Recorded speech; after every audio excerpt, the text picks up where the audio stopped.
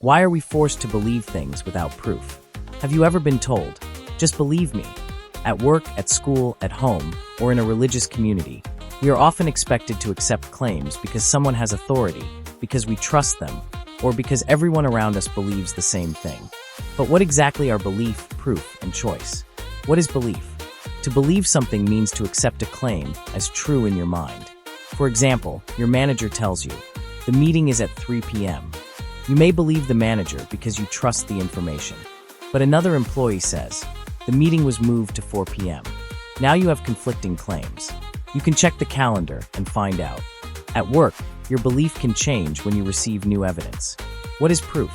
Proof is evidence or reasoning that establishes that a claim is true. In everyday life, proof means reliable evidence or reasoning that gives you a good reason to accept a claim. Imagine a teacher says, "You were absent yesterday."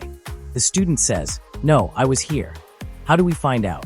Check the attendance record. Check the teacher's records. Look for other reliable information. The accusation itself is not proof.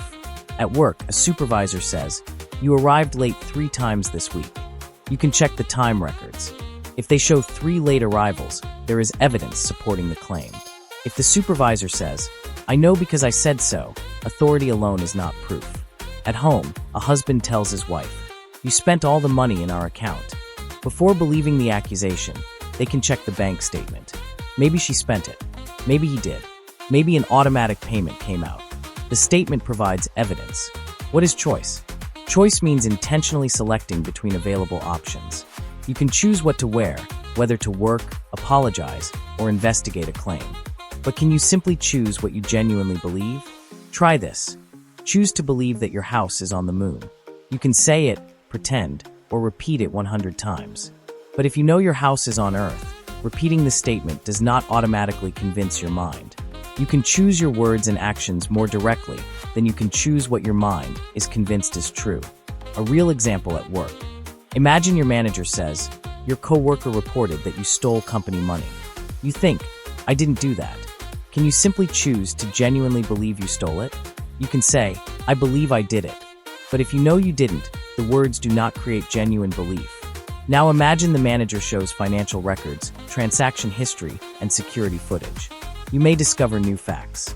Evidence can change what you believe because it gives your mind a reason to accept a conclusion. A real example at school. Imagine a teacher says, "You cheated on the exam." The student says, "I didn't." The accusation is not proof. Maybe there is video, unusual matching answers, or no evidence at all. The important question is, what evidence shows that the student cheated? That is critical thinking. A real example at home. A husband comes home late. His wife says, "You don't care about me." He says, "My phone died and I had to stay late at work." Instead of immediately deciding who is right, they can ask what happened. Maybe his phone really died. Maybe he had an emergency. Maybe he forgot to call. A healthy relationship requires communication and honesty, not blind belief. A real example in the community. Imagine someone in your neighborhood says, "God told me that this person is a bad person." Should everyone automatically believe it? How could anyone verify that God actually said it? The person's statement proves that the person claims to have received a message. It does not automatically prove that God gave the message. Another person says, "God told me the opposite." Both claims cannot become true simply because both people use God's name. This is where faith, authority, and evidence become complicated. What about belief in God? Many people learn about God as children. They may be taught that God exists, that God is good, that God answers prayers, or that certain religious teachings are true. Some accept these claims because they trust their parents and community. Others question or doubt them. But here is the difficult question. If belief means genuinely accepting something as true, can someone simply choose to believe in God because another person commands them? You can choose to attend church, pray, read the Bible, or say, "I believe." But genuine conviction is different from repeating words. The Bible itself presents people struggling with belief. In John 20, Thomas initially does not accept the claim that Jesus has risen. He wants evidence. That raises a difficult question. If a person cannot simply force their mind to believe something, how should we understand responsibility for belief? The pressure to believe. Sometimes forced to believe does not mean physical force. It can mean social or emotional pressure. At school, a student may fear questioning a teacher. At work, an employee may fear questioning a supervisor. At home, a spouse may hear, "If you loved me, you would believe me." In a religious community, someone may hear, "If you question this, you don't have faith." These statements can pressure people to accept a belief without enough evidence. Pressure is not proof. Fear is not proof. Authority is not proof. Popularity is not proof. Tradition is not proof. Confidence is not proof. So, what should we do? When someone asks you to believe a claim, don't automatically reject it. But don't automatically accept it either. Ask, what exactly is the claim? What evidence supports it? Can the evidence be checked? What could prove the claim wrong?